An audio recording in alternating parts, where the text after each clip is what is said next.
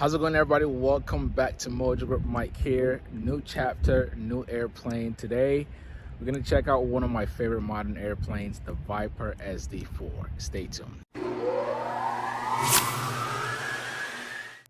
The Viper SD4. If you are an aviation nut job like me, you probably already know about this nice modern birdie right here. Unfortunately, not a lot of videos or pilots have covered this airplane, and I personally have followed this SD4 for about 6 years, and I think it's deja vu, and it's such a sweet experience that I'm actually reviewing one that we own, because this is our newest bird here at Lookup Flight Academy, and we made the investment to go for this airplane, which I'll explain to you in a minute.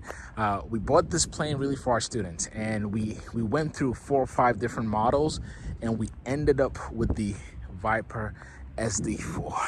I am super excited, and this is probably the brightest color that I've ever had in an airplane. This is a yellow. I call it lime yellow, but it is very bright, beautiful in yellow. You've got a little silver tone here and some dark accent color. And this thing is it's so well done, so well built. As you see, we actually took the wheel pants off, and we're gonna take the nose off. But what I love about this airplane is it sits a little lower to the ground. That allows for easier entry. Depending on who you are, you may think that's a bad thing, but when you fly low wings, getting in and out is a thing. But guys, I'm gonna show you some really cool attention to details in this airplane. And keep in mind that I've been through just about every light sport there is. If you name it, I've flown it. And this here, I think, solves most, if not all, of the problems that all smaller airplanes has.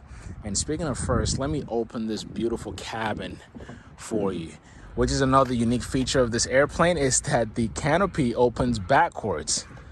Again, really dependent on who you ask, you might think ergonomically if that's a good thing or that's something to get used to, but we love it, and I'll show you exactly why. But while I'm up here, I'll reintroduce you to the Rotax 912, which a lot of SLSA uses. So in this engine bay is a Rotax 912, 100 horsepower engine that powers this airplane. So the Viper SD4 shares similar performance data or performance numbers like every other small airplane out there. So you've got 120 knots max, but you're cruising roughly between 105, 115 knots.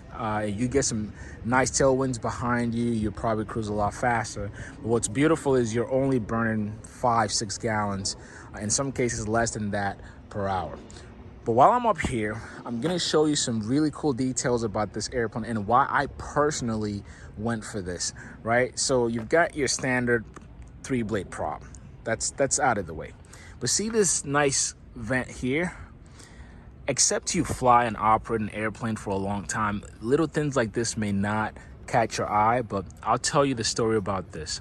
So first is that they put a nice big cut here, but you can also see that they put fins on there, and one of the purposes of this is not just for looks, is to direct the airflow where it needs to go. You've got one on both sides, one on there too.